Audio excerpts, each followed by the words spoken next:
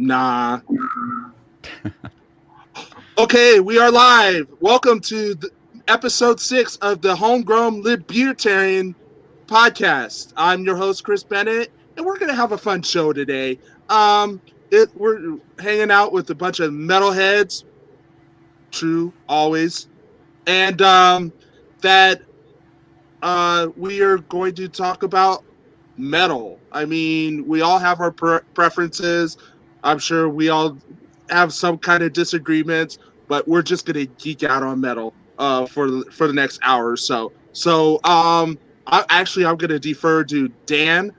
He's gonna go first. I'm gonna put him on the spot. So he doesn't mind it. So go ahead, Dan. You're a jerk there, Give Chris. us what you got, man. Hi, I'm Dan. No, I love metal. So I mean, mainly black thrash is my straight jam, but Black Death, all the true forms of metal. Bands like Skeleton Witch is one of my top ones. Death, Toxic Holocaust is pretty damn good. But I branch out a lot into other things like Orange Goblin, Jess and the Ancient Ones, Blood Ceremony. Yeah.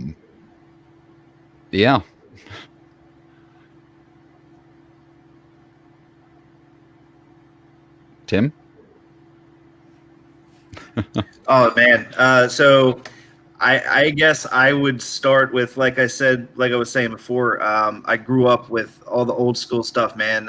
In the 70s, it was, it was Sabbath and Zeppelin and Deep Purple and Rainbow and all those bands that really were the crux of it. And I was listening to a lot of that stuff as I was growing up in the 80s and 90s. And then you kind of start diving into the heavier stuff. And I mean, who doesn't start off with the Metallicas and the Megadeths and then it goes into the heavier stuff, Slayer, and then you hear about Death and Carcass, and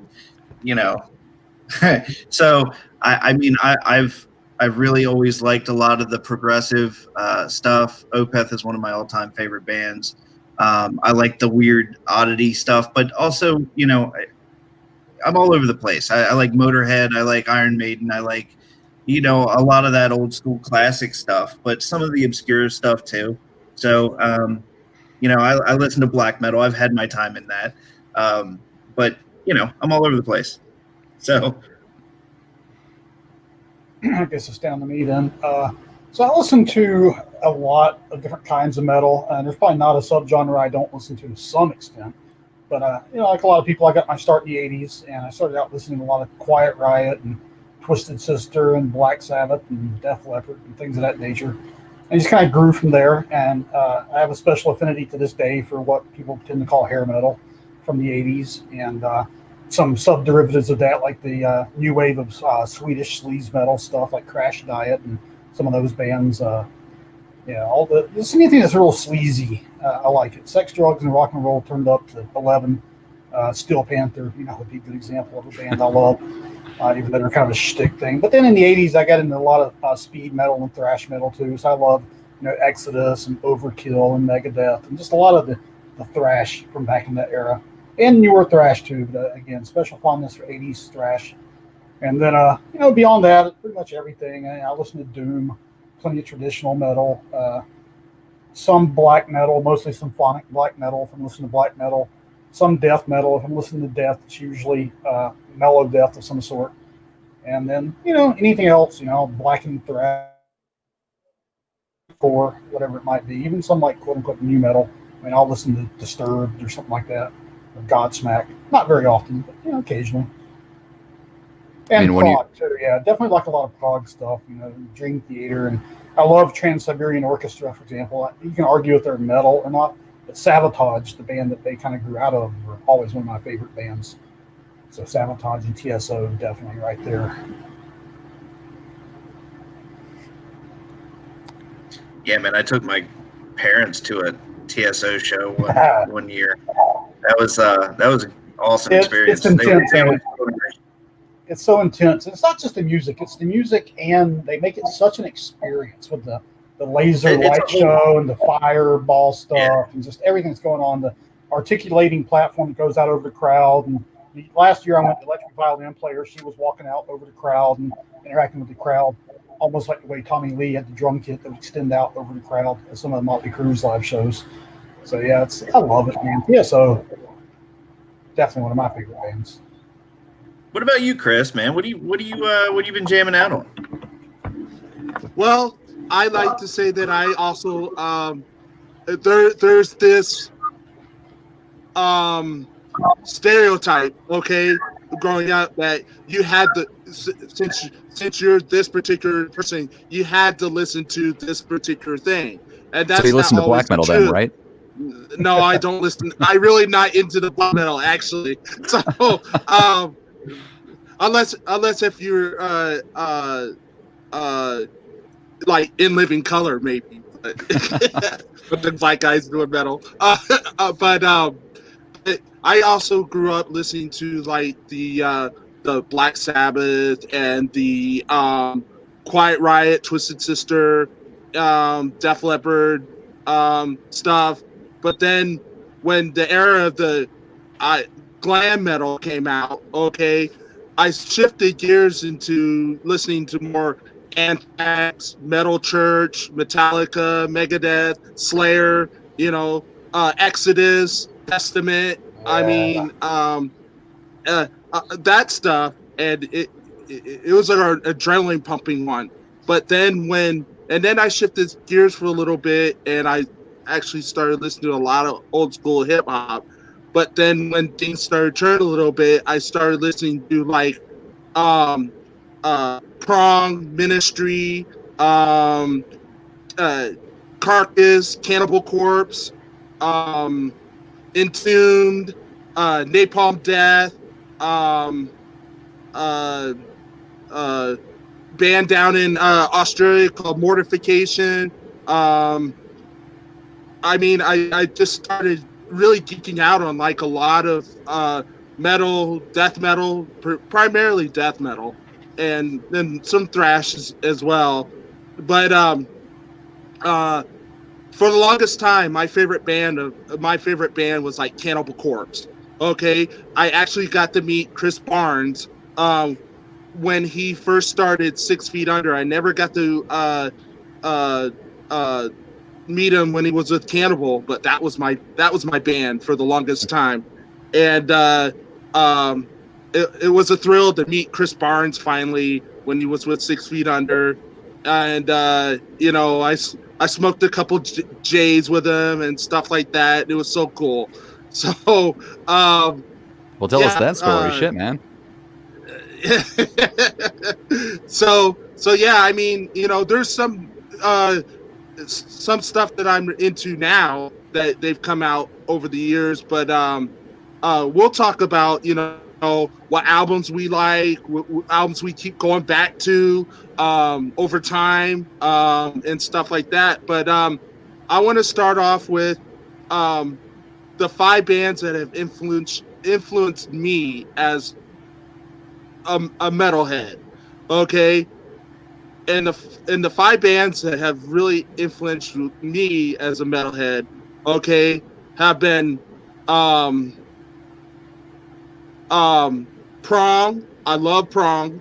I love Tommy Victor. I want to meet him someday. He's a down to earth kind of guy. He is so cool. I love him. Ministry. I'm a geeked out Ministry guy, except for the last album. That one, I was really disappointed in their last album. But I'm a huge Ministry fan. Cannibal Corpse. That's another band that has just. I'll just geek out on Cannibal Corpse for a long time. Another band is a band that is going to just, I don't know if you've ever heard of them. They're called Mortician. Okay. They have an album out. Their first album that they came out with was an album called Hacked for Barbecue. Okay. And it was so different. It was like they didn't actually use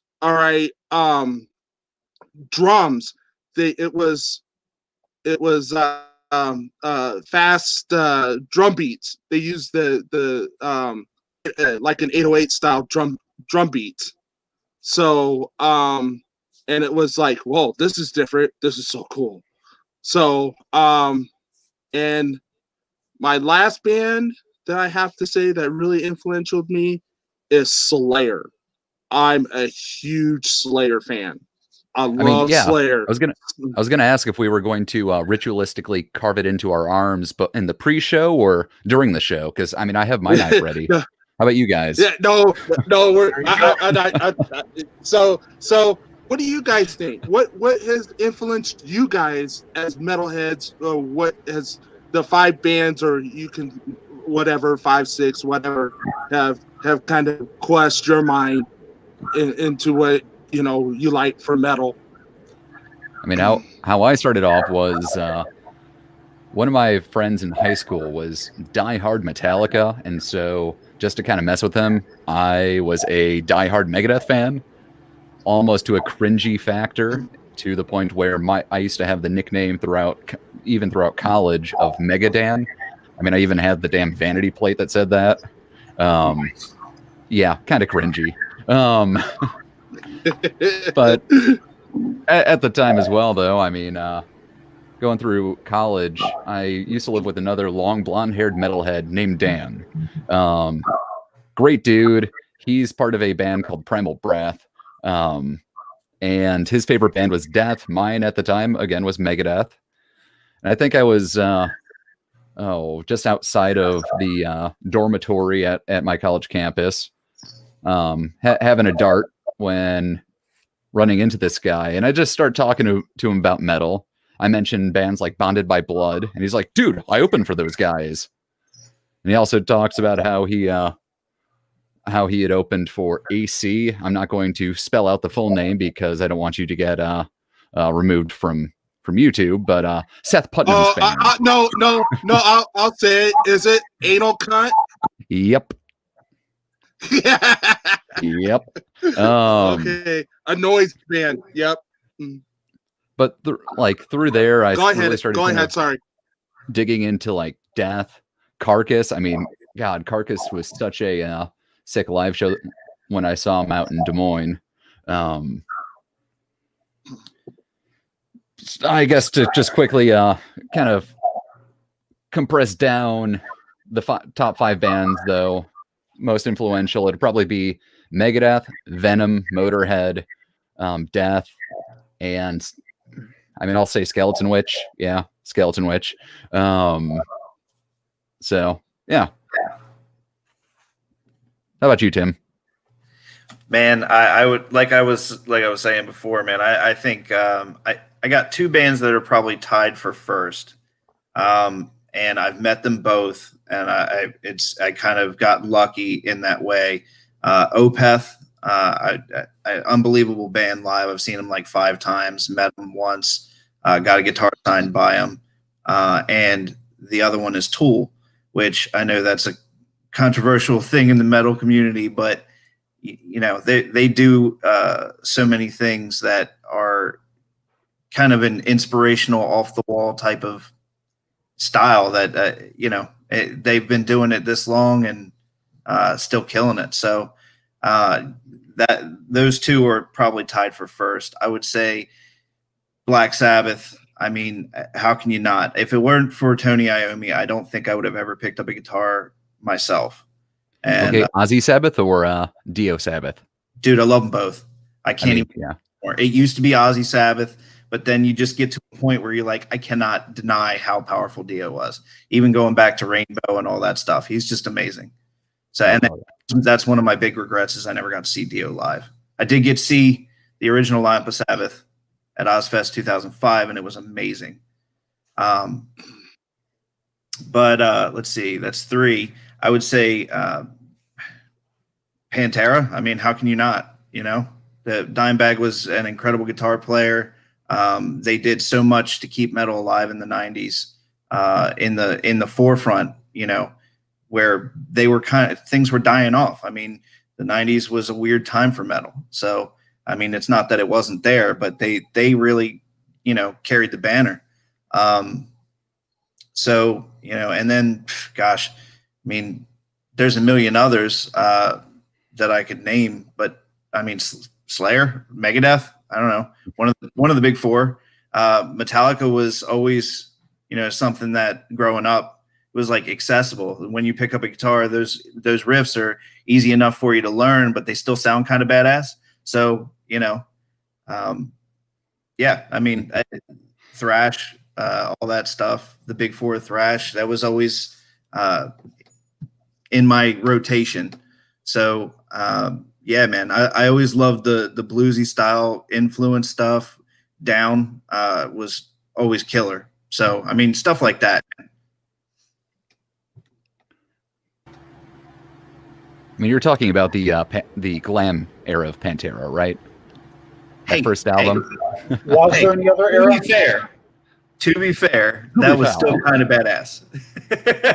Yeah, I don't know. Look, they were always talented people, but they didn't get big until Phil joined, and that's fine. They released some pretty killer music. So. Fair. Speaking of Phil, how about you, Philip? Yeah, okay, so the 5 artists. Okay, wait, I got to go back to something for a second. Dan, you said Dio era or Ozzy era, which is a good question, but I got to say, what about Tony Martin era? How come everybody gets about Tony Martin? Come on now. Because he's not Dio or Ozzy. But still, they did some good stuff with him. Headless Cross, I mean, it's pretty solid. Being libertarians, we should all know that the easiest way to control mankind or control humanity is by dividing us into one of 2 sects. So, I mean, like, it's not, which of the big 4 are bands like rivalry. No, it's just Megadeth and Metallica of a rivalry. Exactly. Dio or Ozzy. But, sorry, continue. But to pick 5 bands, how'd you word the question, Chris? 5 that influenced us? I'm trying to think about the distinction between that and the 5 bands that are my 5 favorite bands, and just trying to figure out, is it the same question or is there really a distinction to be made?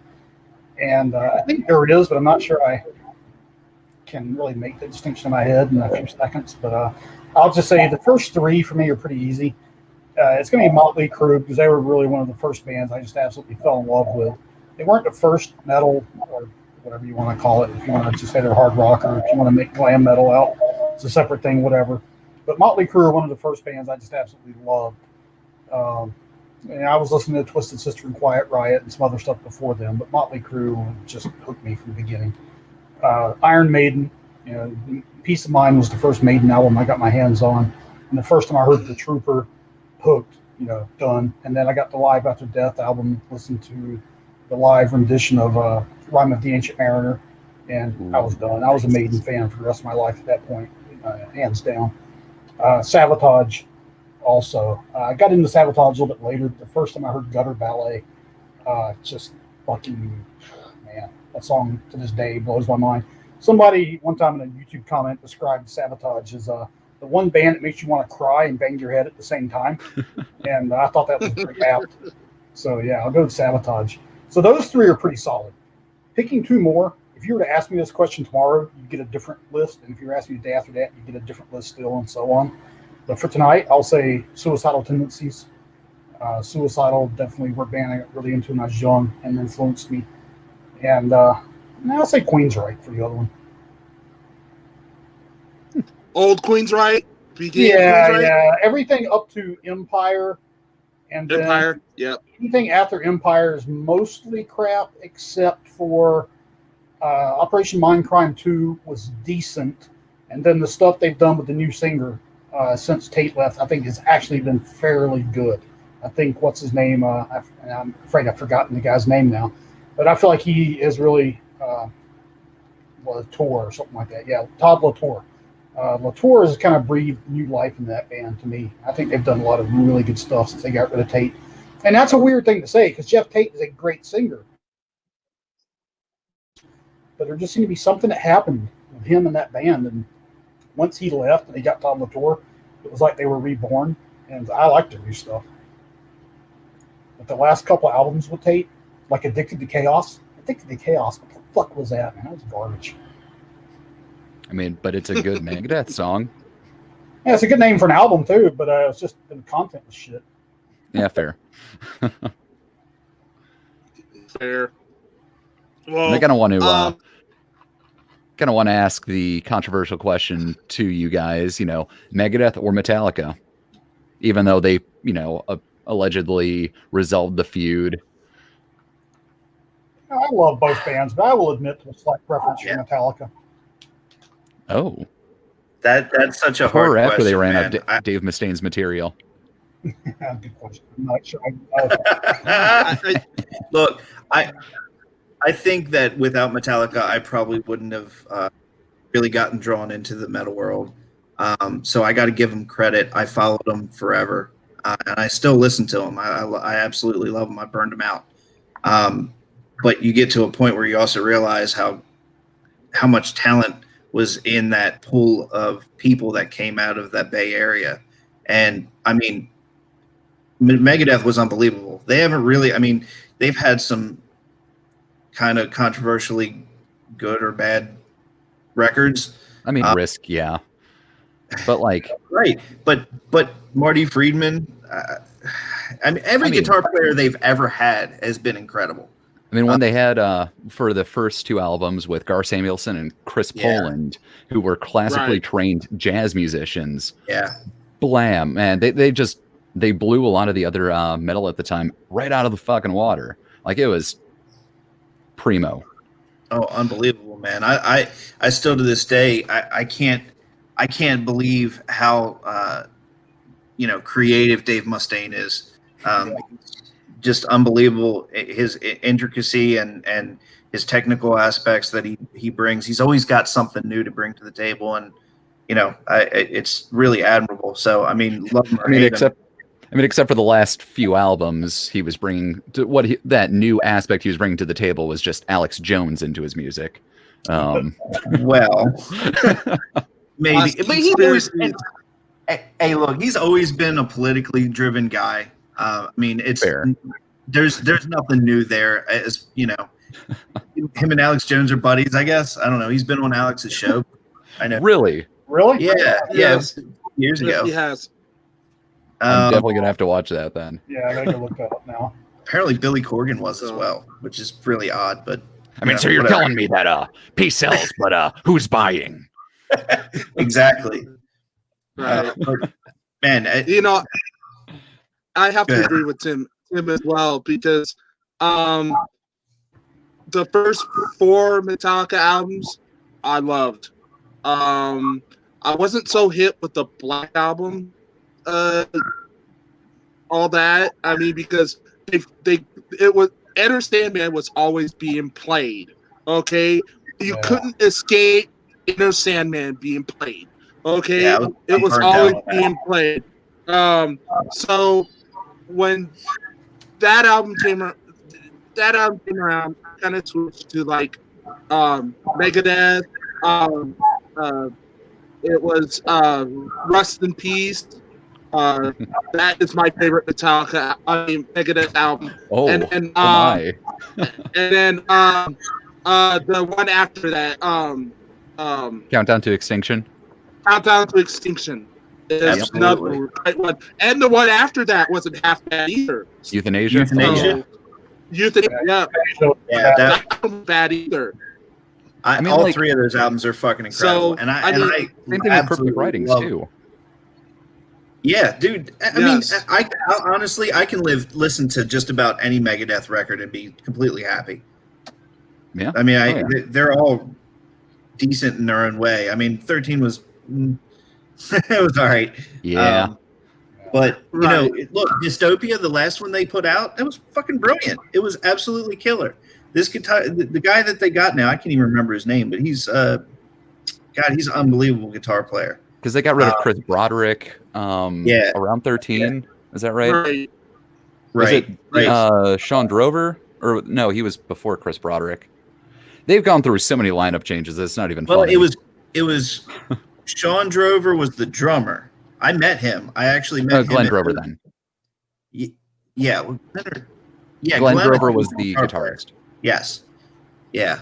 But I think he was during. Yeah, I was wrong. I think he was during. Oh, I can picture the album art. Endgame. I think Endgame. Either way. Glenn Grover was. No, he was on Blackmail the Universe. What was that? That was System Has Failed. Yeah. 2004, 2005-ish. The System Will Fail. Yes. I bought that one. Yeah. That is a great album. And that had Chris Poland on it recorded, I think. And then Glenn and Sean joined the band officially to tour for that record. I could be wrong about that. No, that sounds right. That was the album. That was the album they wrote after Dave Mustaine had he pinched a nerve in his arm. He pinched a nerve in his arm or something like that. Right. Funny story about Sean Drover. I met him at Bill's Music House in Catonsville, Maryland. That's where Matt Bergman actually works. So, yeah, believe it or not, I didn't even know Bergman worked there until way after the fact. I got pictures of Sean Drover and my son when he was like an infant. Oh, hell yeah. Pretty cool. That's cool. He was doing a drum clinic out there. Awesome. Okay, well then, how about another controversial question? What flavor of Anthrax? Joey Belladonna or John Bush? Joey. Joey. Okay. Yeah, we're all in agreement there. I could have sworn I had an argument with you, Chris, at one point about that, but right. And I actually got to see Anthrax at Red Rocks with White Zombie. So yeah, to this day, that is my most favorite concert of all time. Was there because Red Rocks is iconic. Okay, so I caught them right after Joey Belladonna came back to the band. Oh man, I can't even remember what year that was. Within the past 10 years, like I think 2012, 2011-ish. Yeah. Shoot, I'm trying to think of who they were playing with. And I really, truly think Scott Ian is an incredible guitarist. Oh yeah. I love Scott Ian. He does. I love that dude. I mean, I would love to meet Scott Ian. He's awesome, I think. And I was heartbroken. I was going to see Anthrax the year they were touring with Motley Crue and Megadeth. What an interesting grouping, by the way. Motley Crue, Megadeth, and Anthrax. Remember when they toured together? So I went to one of those shows, but Anthrax had either dropped off the tour or gotten kicked off the tour, depending on who you ask or who you believe. But by the time they played here in North Carolina, Anthrax were no longer on the tour. So it was just Motley Crue and Megadeth, which was still a great show. Who was headlining? Out of morbid curiosity, was it Crue or was it Megadeth? I think they might have been doing one of those things where they rotated or something because they're both like co-headliners. Bands. Yeah, like co-headliners. Yeah, I think Motley Crue actually played last the night that I was there, though. I think, but I was pretty disappointed not to get to see Anthrax because I've never seen Anthrax live. Me either, man. Yeah, very disappointed. I saw Metallica when they toured with Guns N' Roses, and originally it was supposed to be with Faith No More, and there was an incident where the drummer, one of the guitarists, got burnt with the pyrotechnics. That seems to happen a lot. That happened to Tommy Lee one time too. At one of the shows, not dead. So they had to postpone part of the tour, and at that time, Faith Moore had an album out,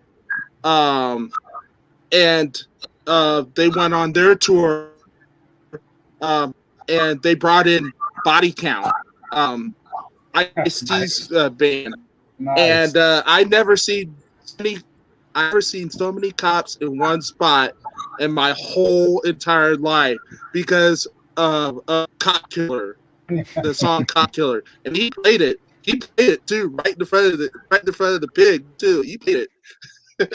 Yeah. All right, so I have a question for you guys.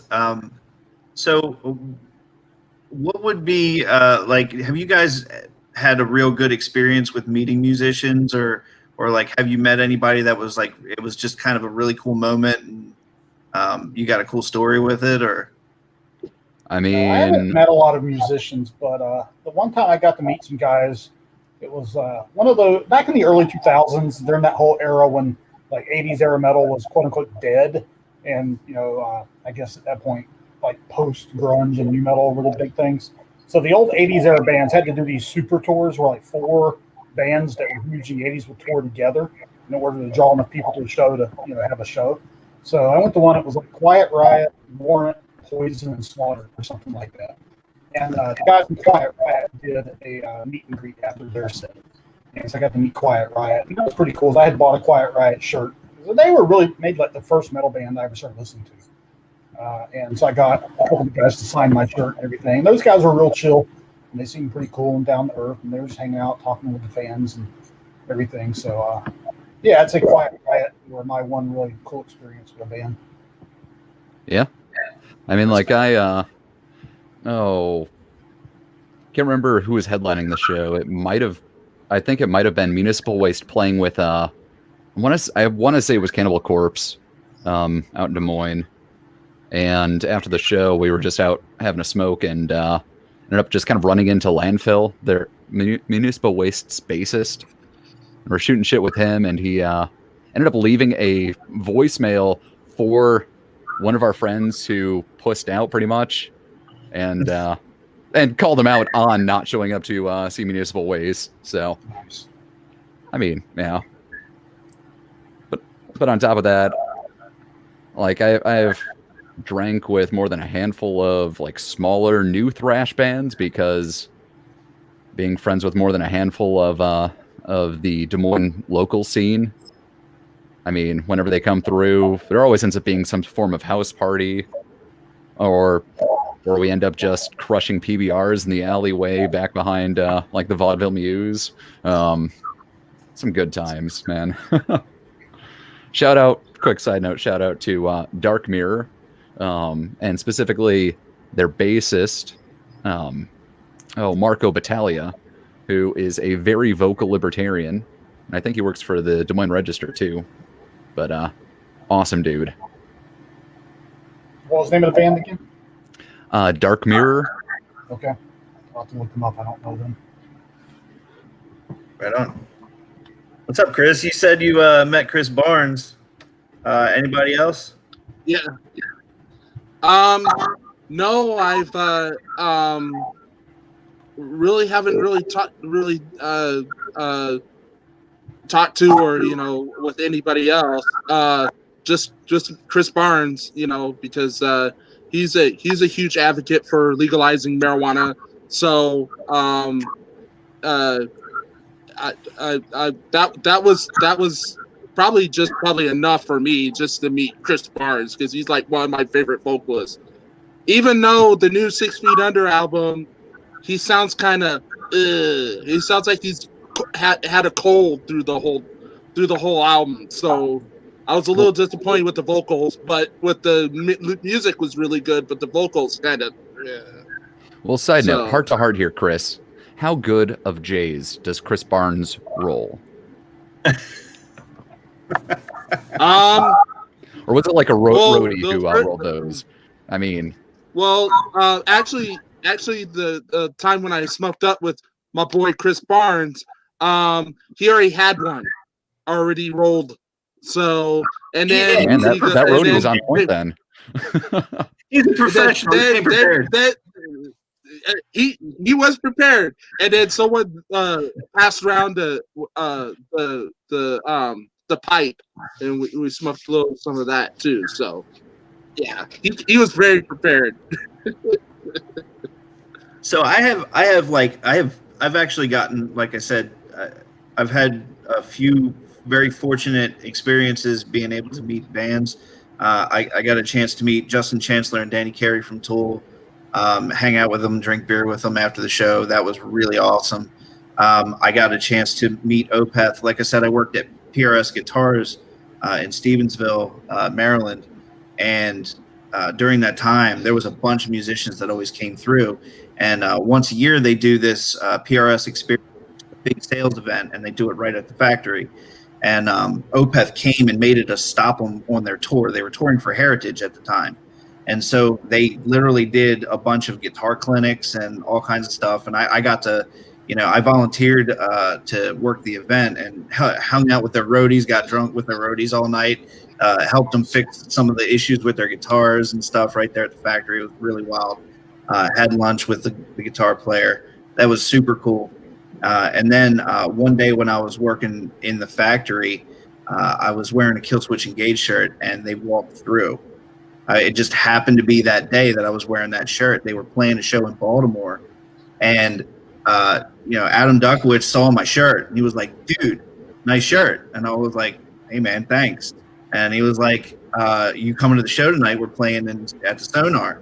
I was like, "Man, I'd love to." It was like a fucking Wednesday. And I was like, he was like, "Well, are you coming to the show tonight?" And I was like, "Well, I'd love to, but I don't have tickets." And he was like, "Well, how many you want?" I was like, I guess, I don't know, 2. And he put me on the guest list. I called my wife. I was like, "Get a fucking babysitter. We're going to Baltimore tonight." So, yeah, it was righteous, man. We got put on the Nice. I think it was Killswitch and All the Remains. It was Killswitch and All the Remains that night. It was a killer show. Was it with Howard Jones, or was it with the original singer? It was with Howard. I've seen them with both. But at the time, Howard was still in the band. So, yeah, I mean, I love them both, man. They were both great. But they are. Yeah, I mean, and then really, really cool side note on that is I actually got to work on one of Adam's guitars, and I saw him play it on stage with Times of Grace, because they were promoting that at the time, which was super cool. But yeah, man, I had a lot of experiences there, man. It was great working, just seeing like Between the Buried and Me just walk through and check things out. Doc Coyle from God Forbid, and Dragon Force is walking through and checking out guitars. It was wild, man. Yeah, I mean, I understand your face, Dan, but they, whatever. They're still pretty badass, and they do what they do, and they do it well. It's not something that yeah, you can do it very well when you speed up what you're playing for the recordings. Just saying. I've seen them live, man. They're legit. They were on what was it? Rockstar Energy Mayhem Festival one year. And speaking of seeing bands live, maybe that would be a good thing to go through, is maybe get everybody just kind of give a quick note about the last great live show that they saw. Oh God. Is that good lately? Oh, lately? Well, whatever. Most recent show you went to. Well, before the Rona. yeah, like even if it's years ago. Whatever. Before the Rona. Last really BC before Rona. Yeah. Tool. I saw Tool in DC, and they were incredible. They never sounded better.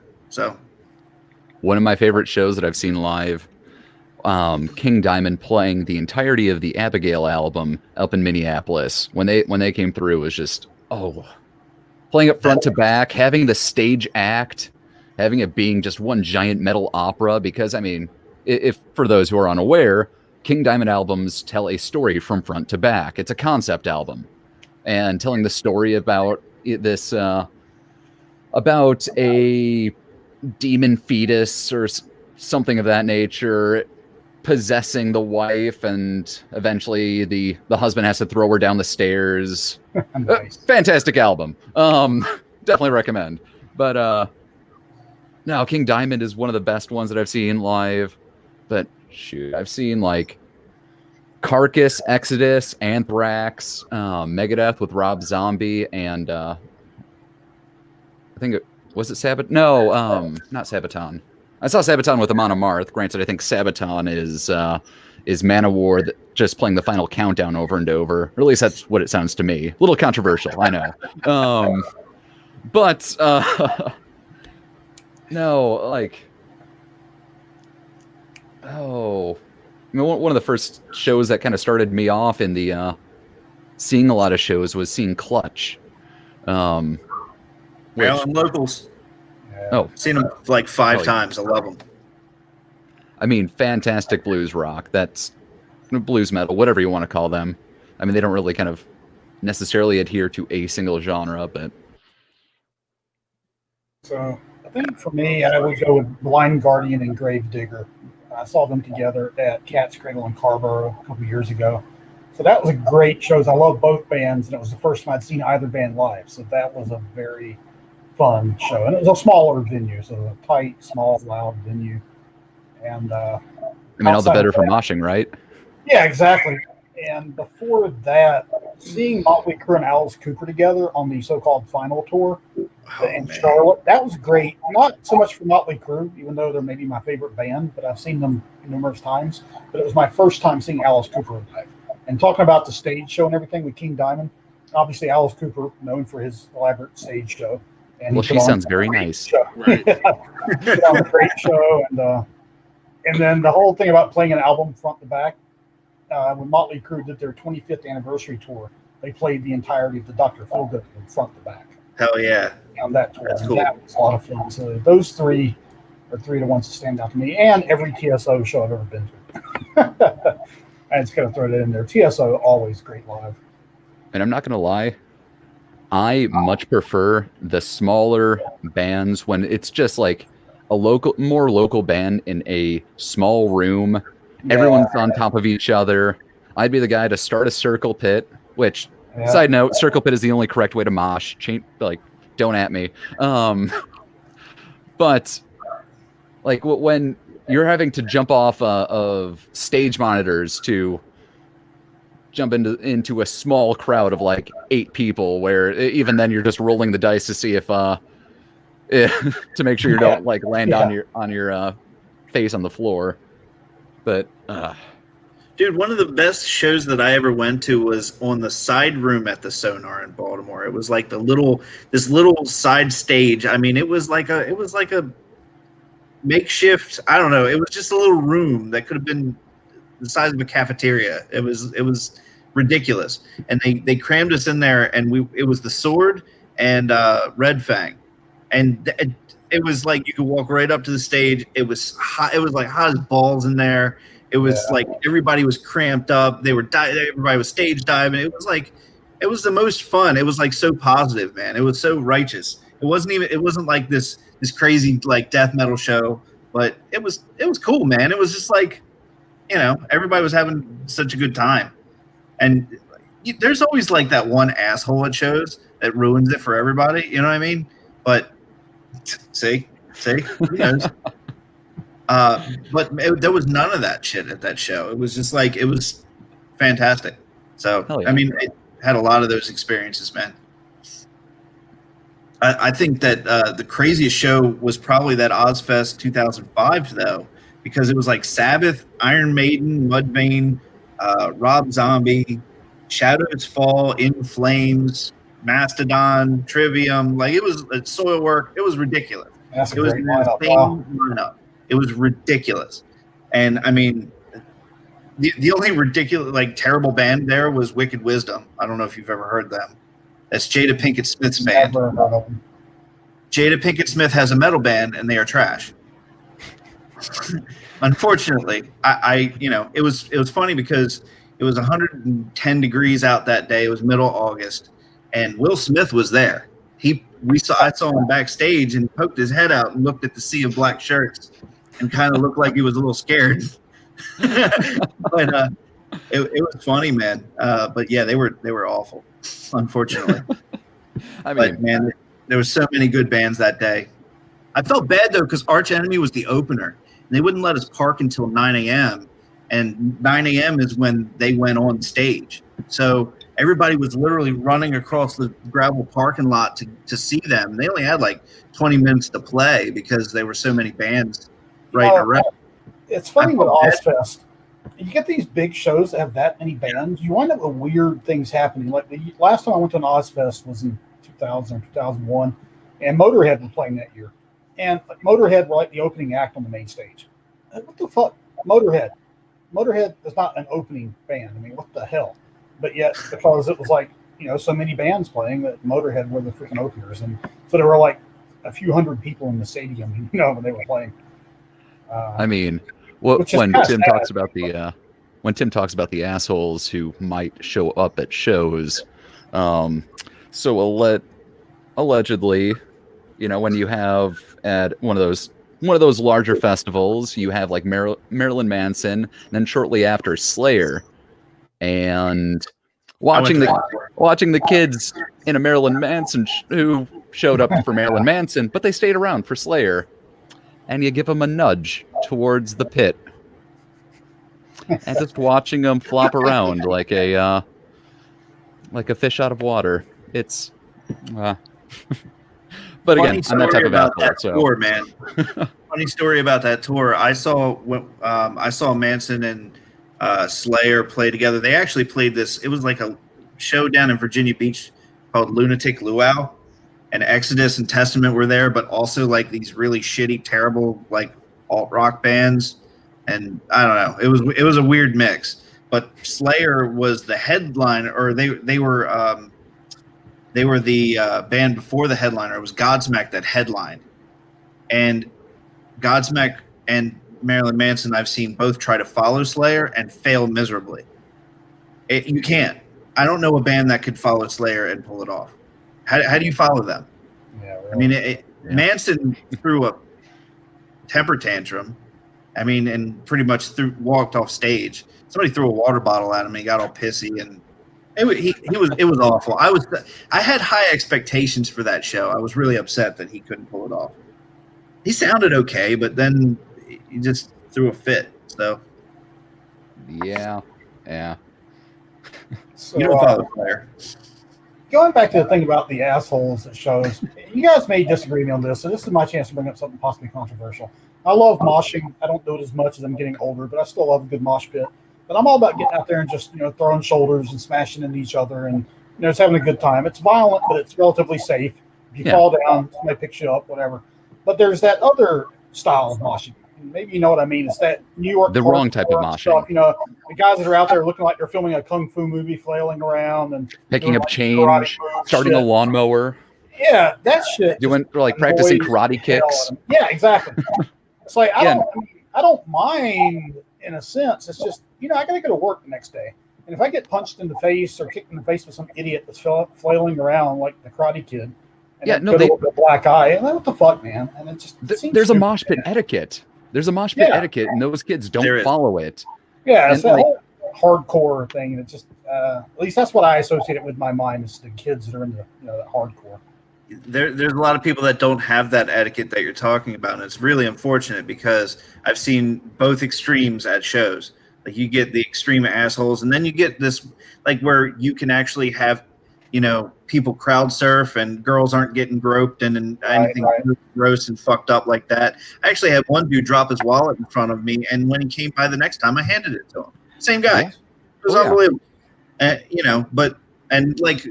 Helping people in wheelchairs crowd surf, because how cool was that shit?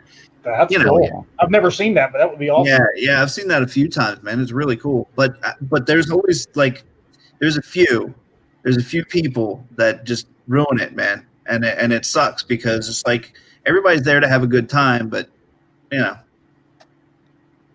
usually it's people that are too drunk. I mean, you can always kind of pick them out in the crowd generally. I mean, like at a Slayer show, when you see a guy in camo shorts and a wife beater, he's there just to screw someone's day up.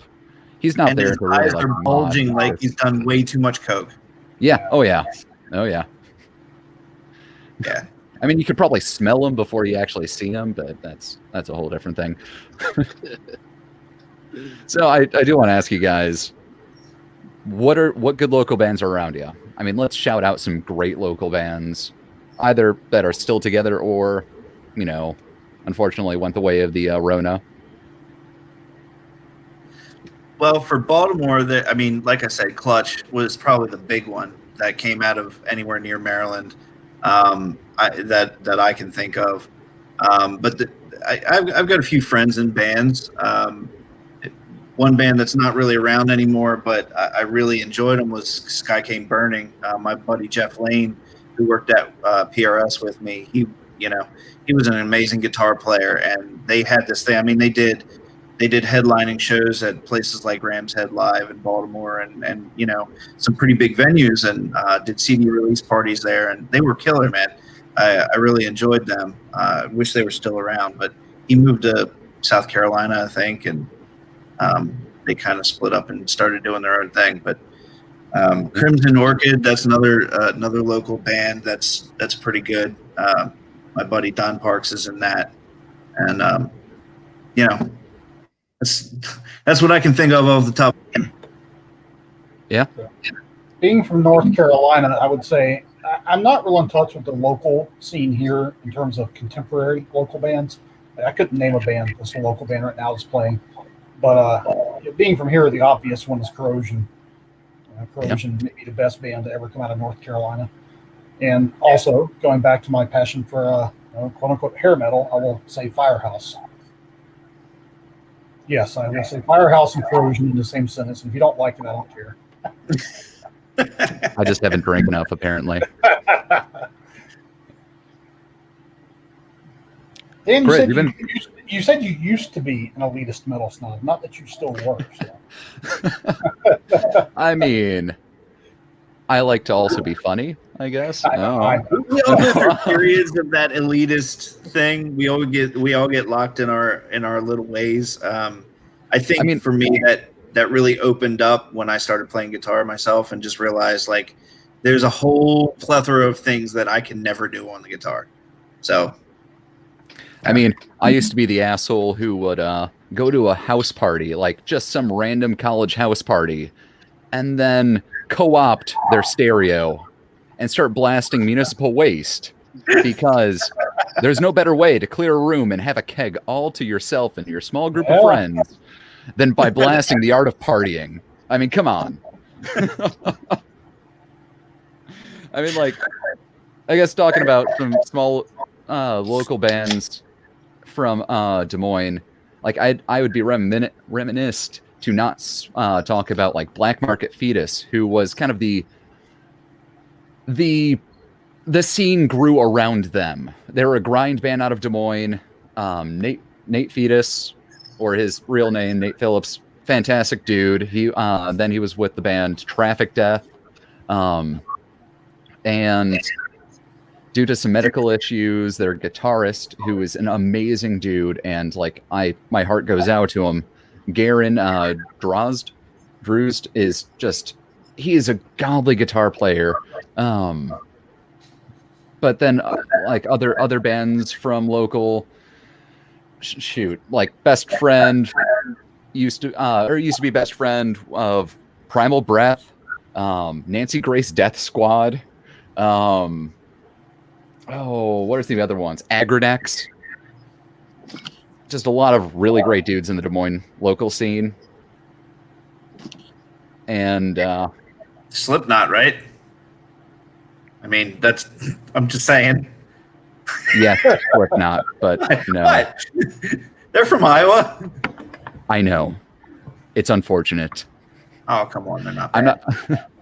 I'm not the biggest fan of Slipknot. But they put on a good show. I'll say that.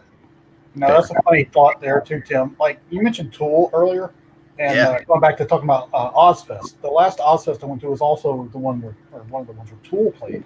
I had never seen Tool live before until that show, and up until that night, I would have said that I was not a Tool fan, and I'm still not the biggest Tool fan in the world.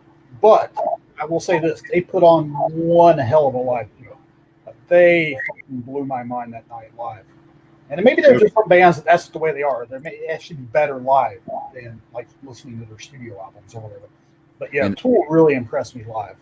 What are your guys' other thoughts on Maynard James Keene's other bands like A Perfect Circle or Pussifer? I like them pretty well. I saw I saw Perfect Circle back in like '04, and they were great, man. We were like front row. It was a really good mellow show. I mean, Maynard's got this way of like kind of drawing you in, and just kind of like it was weird. It was almost hypnotic, man. He could have told people to tear the place apart, and it wouldn't have been violent. It would have just been like, okay, you know what I mean? It would have been like it was like we were compelled to, yeah, all right, we're there, we're with you. I've never seen Pussifer live, but I do enjoy quite a bit of their stuff. He's got a comic side to him too, so that's kind of cool. A little more expressive in that stuff. So, yeah, I like it all. Most of it, anyway. Yeah, Chris, you've been pretty quiet. Oh, I'm just letting you guys ramble. There's nothing really in the local scene here in Springfield, Illinois. A lot of the action's usually down in either St. Louis or up in Chicago. So, Speaking of St. Louis, if you guys have the chance to look up Cross Examination, those guys are just mind-blowingly great. But continue, sorry. So, I have a question, okay? What album could you listen to over and over and over and over again, and you would never get rid of that album? What album would be that album that you would just? That's good. We have time for that list.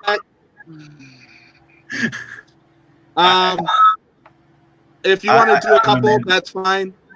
That's fine. Chris, I want you to know that you're putting me through an existential crisis trying to think of this one album. You know, the Desert Island or the Deserted Island album to take with you. Okay, just think of the last album that you listened to from front and back that was good, and just take it from there, I guess. I mean, I'd probably have to say Beyond the Permafrost by Skeleton Witch. That's a good. Fantastic album. It's really good. Ghost Reveries or Lateralis. Ghost Reveries by Opeth or Lateralis by Tool. So it would have to be something old for me, because I have to admit, I don't think of music in albums anymore. Since the whole internet thing, I consume all my music through streaming sites or YouTube or Amazon Music or something. So I don't buy albums and listen to albums in like album order. And half the songs I like by artists I love, I couldn't tell you the name of the album the song is off of, because I just don't even think about albums. So for me to pick an album would be an older one. So I would say maybe Operation Mindcrime by Queensryche. It's a pretty good album. Not a bad song. That is a good album. Chris? Me, I have 3 albums in mind, actually. One of them is The Bleeding by Cannibal Corpse. I think that album is great from beginning to end. Another one is Typo Negative's World Coming Down. I think that album is very dark and very good. Peter Steele, rest in peace. He got me through a bad breakup back in the middle 90s. So, he got me through a bad breakup. And the third album is Cleansing by Prong. I think that album's good from front to back. So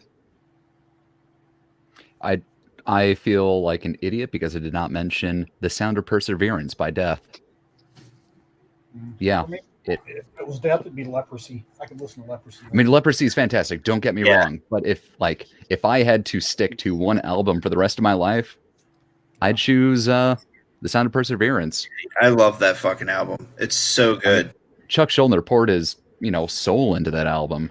I feel like he was just hitting his stride, man. I feel like he had so much more to offer. You know what I mean? Like, could have done. Who knows where he would have gone with it? I think really he probably would have branched out into a lot more proggy stuff. You know what I mean? Like, who knows? But he was brilliant. He was ahead of his time. Absolutely. Another one that I definitely want to bring up is Heartwork by Carcass, but Heartwork. Because- Yep. Fucking love that. I saw them. I saw them when they were on tour. In Denver. Surgical Steel. In Denver, Colorado. Yeah. No. When Heartwork came out. That was like what, 94? Yes. Yeah. I saw them then, and they put on a really good show. So yeah, the others, I wasn't able to mention the shows I've seen. I've seen Carcass, I've seen Cannibal, I saw Clutch, Fear Factory, and Sepultura. When Chaos AD came out. Oh, and that's another album too. I keep forgetting. That's another Beneath the Remains by Sepultura. That's an album I can't. Oh my god! I can't. I have to have that album. I love that album. Yeah, that whole era of Sepultura was brilliant. I absolutely love it. Chaos AD, Dead Embryonic Cells, and Arise, and Beneath the Remains were all just incredible albums. So, I mean, I know we're getting probably pretty close to time, but I feel like we still have to talk about what libertarian metal bands. Because, I mean, we the obvious one is Havoc. Havoc has fantastic albums with, especially songs with like Give Me Liberty or Give Me Death. Witch Haven, the shirt that I very specifically chose to wear, their Terror Storm album.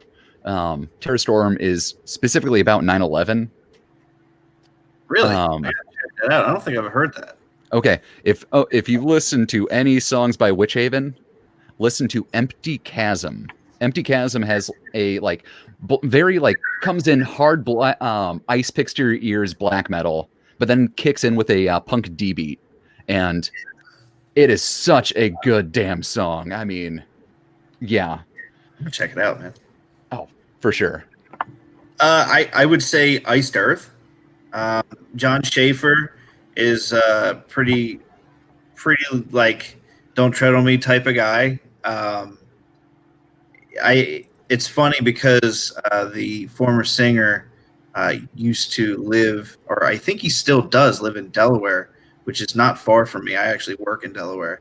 So I every time I go through Georgetown in Sussex County, I always he left after 9/11, he left the band to become a police officer. So he's a cop somewhere in Georgetown, Delaware. And I just if I wanted to get pulled over, it'd be by that guy. I was going to say that doesn't sound too libertarian to me, but well, let me put it this way: if you're going to have a cop, wouldn't you rather have it be a libertarian? Fair. You go listen to 1776 and Gettysburg and all the they got all kinds of cool songs that are pretty libertarian themed. I mentioned All That Remains earlier. Phil Labonte, I mean, he was just on Michael Malice's podcast, and he's talked to Tom Woods a bunch, and he's hardcore libertarian. So that's kind of cool. Megadeth. I mean, yeah. Granted, a lot of the earlier Megadeth was a little bit more just anti-war, pushing towards on the Democrat side, and then more recent Megadeth is still Hook and Mouth was very anti-PMRC. Yep. Yeah. I mean, I'm not the last album, Dystopia. I mean, that's just and United Abominations and all the they really. I mean, he had some messaging there. You know what I mean? I mean, just the right to go insane. I still find myself watching that music video because it uses footage from the I can't remember the name of the guy who went a little bonkers back in 94, 95 and stole a tank out in LA. Was it LA? Oh, the Killdozer dude? No, not Killdozer, not Saint Heemeyer. No, this was back in 94, 95. A ex I want to say he was ex-National Guard or something of that nature. Had just gotten evicted. He lost his job and he was just broken up with, and so he was on his last strain of sanity, And so he broke into a National Guard depot and stole a tank and drove that around for a while. And that's the that's what the Right to Go Insane by Megadeth is about. Hero, right The more there. you know.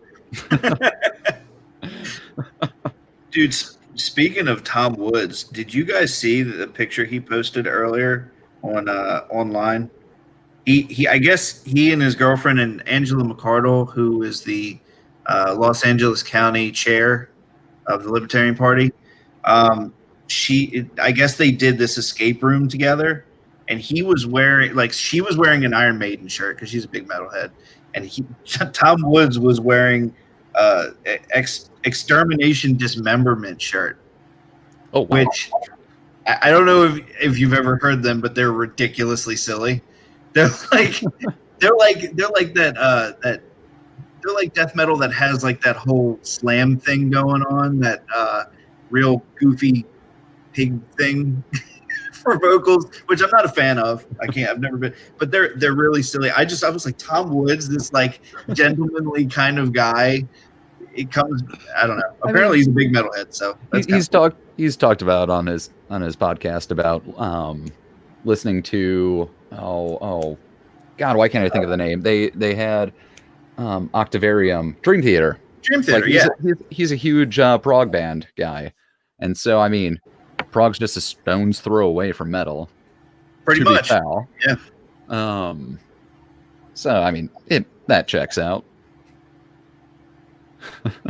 Chris, I know you said you announced that you're a huge Cannibal Corpse fan. I saw them on Mayhem Festival too, and I was really surprised by some of the other bands that were on that stage with them, how good they did. Like Cannibal Corpse was great. I mean, they do what they do. I mean, there's not much better at that thing. But I mean, like Behemoth was on that show, and right. I mean, they were unbelievable. I mean, I was blown away by Behemoth, and God, I can't remember the other band. It's escaping me now, but man, there was some good ones on that show. I'm sure. I don't know any libertarian metal type things, but I know, the one song that instantly comes in my head when I hear it is the Prison Song by System of a Down, where he talks about the drug war. Okay, I think that's very libertarian-esque. Okay, BYOB as well is pretty libertarian. Yeah, BYOB. They did a bunch of anti-war songs. I mean, they're off their first album. That song "War" was about the Armenian genocide, I believe. I could be wrong about that. Right.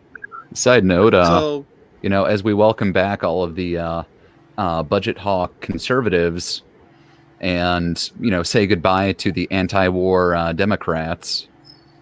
I mean, nature truly is amazing. God, yeah. Well, expect the heat up again. Kind of like Chris, I can't think of a lot of bands that identify as libertarian specifically. I think there's an interesting question that we should maybe talk about at length on another show, maybe, and that is, does metal inherently have an ideology per se? And I think, by and large, the answer is no, but I think there is sort of a bias, maybe. Metal tends to be very anti-status quo and very individualistic. So I don't necessarily think of individualism as an ideology so much. Not as specific an ideology as libertarianism, but obviously libertarianism, individualism tend to go hand in hand. So I am always metal, to some extent in general, reinforces a lot of my libertarian leanings. Even though there are certainly some metal bands that probably would not identify as libertarian, or would, even identify as very much not libertarian if you ask them. But there are a couple of individual songs, and since we're talking about war, it's cliche maybe to say this, but I think One by Metallica, and especially the video, the full Disposable Hero, all the footage from Johnny Got His Gun, is maybe one of the best anti-war messages ever. So yeah. They put out several anti-war songs. Yeah, and then the song "Freedom" by Alice Cooper. Oh hell yeah! Listen to that. Listen to the lyrics. That's pretty much just freedom. That's it. That's the thing. And Yeah, that's as simple as it gets to me. So I don't know if Alice would identify as libertarian or not, but that song has a strong libertarian message in it. And I think some right songs have some libertarian hints in them. That's a line about burning the White House down on Operation Mindcrime. I mean, I also have to appreciate the intro to Municipal Wastes on their first album. The song "Kill the President" has the intro. It's a soundbite from Escape from LA of "I don't give a fuck about your war or your president." Yeah. Which, I mean, that's awesome. Well, what about Symphony of Destruction? There's that line in there about watch a man blah, blah, blah. What's that, Chris? When I think of anti-war songs, two of them automatically come to my head: War Pigs, Black Sabbath, and War Ensemble by Slayer. Yeah. So, well, what about Peace Sells, but who's buying? Right in my head. So. Yeah, Peace Sells, man. I mean, if you're going for the Paranoid album, I mean, Hand of Doom, that's about nuclear warfare. Hand of Doom, right. So on top of that, they also had Sweet Leaf, about some sticky green legal substance. I'm not even no, Hand of Doom was about heroin, I think. The other one, what was the other one? No, I was saying Sweet Leaf. But I can't even think of it now. But, dude, metal is so cool in that way because metal is so cool in that way because they've got like this. It's like a counterculture, you know. Like you talk about like it being like this individual thing. It's its own culture. You know what I mean? It's its own like experience. We are kind of is, yeah. And it promotes individualism and going against the grain of what's expected. I think, and that it's rebellious in nature. Like punk rock started that way, and you know, I think that's what draws a lot of libertarians to it. You know what I mean? There's this wanting to fight the authority that is, you know, trying to keep you down, I guess. And that's exactly. It's very anti-authority. That's just a big thing for us. So. Yeah. Oh, you know, going back to anti-war songs, how about Expendable Youth? Slayer. Yeah. Oh yeah. Oh, what about Disposable Heroes by Metallica? Yeah, absolutely. That's a very anti. Yep, that's the one song. I wish I would have been able to hear live, but there's a reason. I forgot why. There's a reason why they rarely perform that song live. Metallica does. There's a reason. I forgot why, but there is a reason. So War for Territory by Sepultura. Territory, yeah, absolutely. Territory. Propaganda. Refuse, resist. Refuse, resist. Yeah, absolutely. Yep. And that other song that I was thinking of from Sabbath was Electric Funeral. That's the one about Electric Funeral, right? Yeah. I was gonna say that, but I didn't want to cut in. Yeah, man. There's a lot of those themes. I think, you know, one thing that Tom Araya said on a documentary, he was talking about, you know, what is metal all about, and how can you sing about all these really dark things? And he's like, look, music picks up the reflections of society, and we pick up the dark reflections. And I thought that was really neat that he said that. It was kind of like, hey, we're going to talk about the things that are uncomfortable, the things that are part of life and part of death that we don't keep in the forefront of our thought all the time. And I thought it was a little more insightful than the generic answer that somebody in the mainstream would expect from a metalhead. You know what I mean? There was always that stigma, like, oh, we're a bunch of meatheads, we're a bunch of dumbasses and drug abusers and shit like that. And I think that stereotype's kind of gone out the window. Yeah. I mean, I'm pretty sure that's also been like proven false, though, right? I mean, based off of the average listener, there was a study that found metalheads tend to have a higher IQ than all other genres, if I remember correctly. Yeah, you're right. Something like that. Yep. Yeah. Maybe not jazz people, but they're on another level. Another level or a different dimension, because I mean, when you start getting into like Mixolydian scales and that type of stuff. I can't do it. I've tried. I mean, there's some stuff that I really appreciate about jazz music, but no. Yeah. I mean, I have a rough time getting around the time signatures, let alone the all the different scales. Well, that's the thing that blows my mind is like I love progressive metal and bands that are like that really push the limits between the buried and me and you know Dream Theater has always been like one of those bands that like they were just like we're gonna take what Rush did and you know put it into hyperdrive and that was cool like Right. that's always a really neat thing like they try to make it as technical as they can but still melodic and interesting and not just you know regurgitated nonsense over and over which is I appreciate that. Oh hell yeah. Well, we're running a little over, but we'll have to get back together again, maybe the New Year or something like that. Yeah. Maybe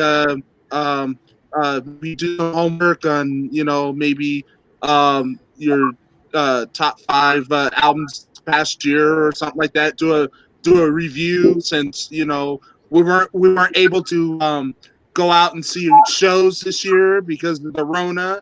And What bands we'd like to see I don't most, know possibly? we like what bands we like to see most. Here's something a quick thing. Ticketmaster has said that they when they bring back the concerts, okay, that they want to do some kind of contact tracing or verification of vaccine. You not have the own vaccination. So you know that may change the scope a little bit. Maybe we might see more underground shows. Maybe we'll see more bands do. Excuse my language. Well, it is my podcast. Fuck Ticketmaster. Okay, we'll do it our own way. All right, type thing. So that's something we could talk about at another time. But thank you guys for being on the show. I would love to have you guys back on another metal, type show. You guys have been awesome. I mean, I've only done 6 episodes, and this is probably one of my favorites so far. So, because it's music oriented, and I loved it. So, thank you guys. Thank you, Philip. Thank you, Tim. I appreciate it. Thank you, Dan. You're the bomb. And we'll sign off. This is Chris Bennett. Thank you for watching.